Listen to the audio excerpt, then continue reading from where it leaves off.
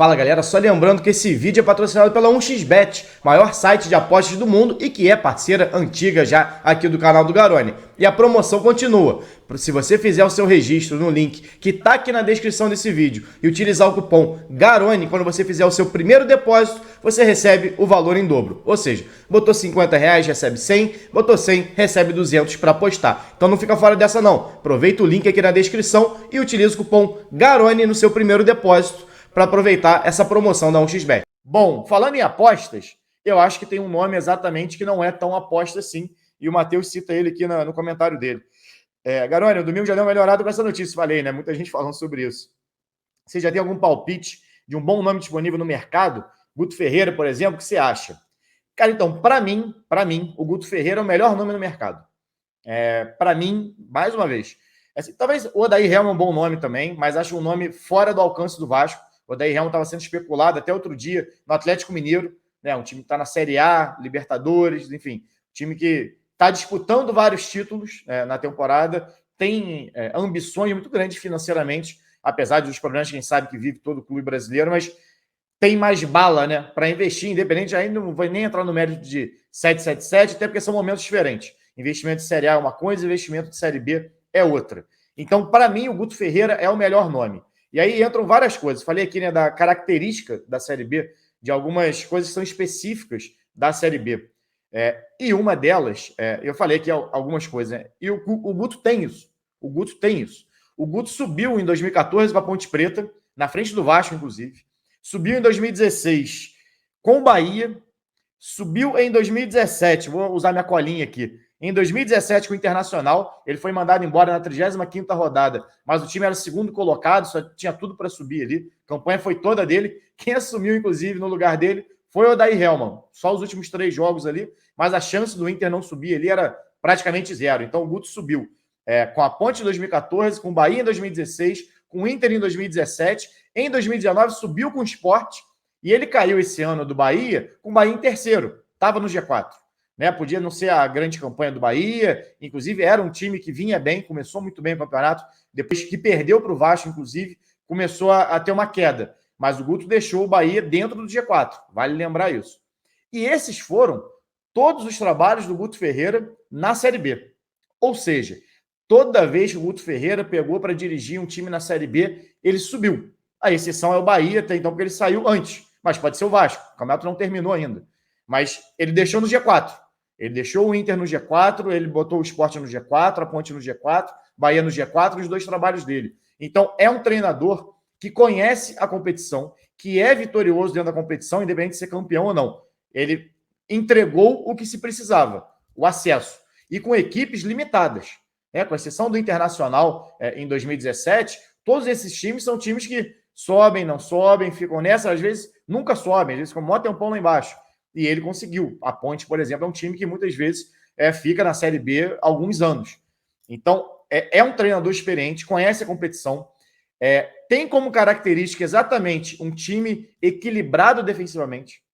O Bahia tinha... Esse ano, inclusive, o Bahia tinha um dos melhores ataques, né, da Série B até um determinado momento ali na competição. Mas também tinha uma defesa pouco vazada. Se não me engano, o Bahia tinha sofrido 8 gols em 15 jogos com o Guto Ferreira, coisa de meio gol por jogo. Então, uma média muito baixa. E eu estava puxando os números do Guto, somando todas essas campanhas dele na Série B, ele teve um aproveitamento de 61,5%. Com diferentes times, com diferentes elencos, em diferentes contextos, ele conseguiu ter uma média de 61,5% nesse campeonato, nessa competição, a Série B. A média que a gente imagina para subir é de 57% de aproveitamento. O time ter 65 pontos na competição. Ano passado, o Avaí subiu com 64, se eu não me engano. Mas só para ter uma noção, 57. Ou seja, dentro desse contexto, o Guto é acima da média. E eu falei aqui, ele subiu já com várias equipes, com 4 times diferentes, em 4 anos distintos, e nos 4 anos em que ele trabalhou. Né? Não é que ele fez 12 Série B e subiu em 4. Não. Trabalhou em 4, do início ao fim, das que já terminaram, né, mais essa quinta, e subiu em todas. Todas. Sem falar no trabalho dele que ele vinha fazendo no Ceará, muito bom. Muito bom. Né? Aí já na Série A. consistente, ao ponto de algo que é muito raro no futebol, de você ver um treinador ganhar boneco para vender, né? Ser ação de marketing. Né? Então, o Guto teve um trabalho muito consistente no Ceará também. Mas ele foi mandado embora num momento ruim. Todo treinador. Né? Todo treinador. Porque normalmente no Brasil, quando você começa essa montanha-russa natural do futebol, quando você tem uma queda, normalmente o treinador sai. Mas o trabalho, o panorama geral dele no Ceará, e era muito disso. Um time fisicamente forte, um time defensivamente muito forte. Se eu não me engano, o Gabriel Dias trabalhou com ele, inclusive, no Ceará. Então, você vê muito o perfil dos jogadores. É o tipo de perfil que o Guto gosta. É claro que existem problemas no elenco, que a gente já falou aqui diversas vezes. Pontas, por exemplo, que o Vasco não tem com eficiência, não são pontas produtivos. O Vasco não tem um grande centroavante artilheiro. Então, tem algumas coisas ali que o Guto vai sentir falta e que talvez vai ajudar, inclusive, nesse processo de contratação. É um dos pontos positivos, inclusive, da saída do Maurício, nesse momento. Você tem a janela ainda. Não adianta você usar a janela como o Vasco fez em 2020. 2020? Foi 2020. O Vasco usou a janela com o Sapinto, mandou ele embora e depois trouxe o Luxemburgo. E aí, quem foi contratado para fazer uma coisa, numa ideia de jogo, já também foi descartado. Então é importante você ter. Foi o que aconteceu. O Vasco montou o elenco baseado no que pensava de futebol o Zé Ricardo. E quando ele sai e chega o Maurício Souza com uma outra ideia de futebol, o elenco não está montado para aquilo. Né? Então, acho que esse elenco, inclusive, está muito mais no estilo Guto Ferreira, até pelo histórico que ele tem longo, de pegar equipes que estão tentando subir ou que estão subindo, Sport, Ceará, clubes, não vou falar clubes médios, mas não deixa de ser. Se a gente for usar, sei que esse termo às vezes é complicado, falar quem é grande, quem é pequeno, quem é médio, enfim. Mas clubes que estão ali de meio de tabela de Série A, muitas vezes, que jogam Série B, Série A, Série B, Série A, apesar do Vasco estar nessa nos últimos anos, mas não é o histórico geral do clube. Mas essas equipes o Guto está acostumado a trabalhar. Né? Então, e o perfil normalmente desses times é esse.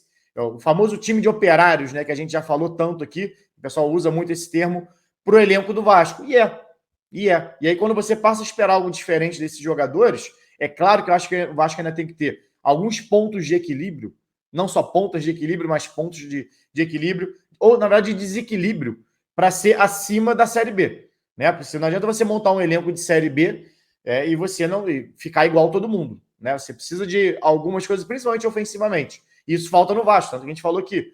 Ponta, centroavante, é o que ainda deixa esse Vasco muito vulnerável e com jogos normalmente sempre difíceis. Os que vencem, os que empatam, os que perdem. Mas é isso. Para mim, o Guto Ferreira é o melhor nome no mercado, apesar de achar o Odair Helman também um ótimo nome, mas eu acho fora do alcance do Vasco no momento. Mas se viesse, ótimo, beleza. Mas para mim, o Guto é o nome. Para mim, o Guto Ferreira seria o nome pelo histórico, o histórico dentro da competição, o histórico recente mesmo em Série A, o ótimo trabalho que ele fez pelo Ceará, pela característica de jogo, eu falei aqui, um time mais equilibrado defensivamente, um time mais físico, um time que visa primeiro a marcação. Apesar das limitações, o Ceará era um time que tinha muita dificuldade para construir também, principalmente no fim do trabalho do Guto por lá. Mas o Bahia não, o Bahia já era um time mais ofensivo, por exemplo. Né? O Bahia começou com o melhor ataque da competição, sob o comando do Guto Ferreira. Enfim, depois teve uma queda de rendimento, mas acontece, essas oscilações. Ainda assim, era um time dentro do G4. Então, para mim, o Guto seria o nome ideal para assumir o Vasco nesse momento. Ainda mais, o Vasco precisa acelerar esse processo também, porque a janela de transferência também não vai ficar aberta o ano todo. Né? E o campeonato está andando. Estamos no segundo turno já. Espero que o Vasco faça o anúncio do próximo treinador. Eu gostaria que fosse o Guto, vamos ver quem vai ser, mas ainda nessa semana.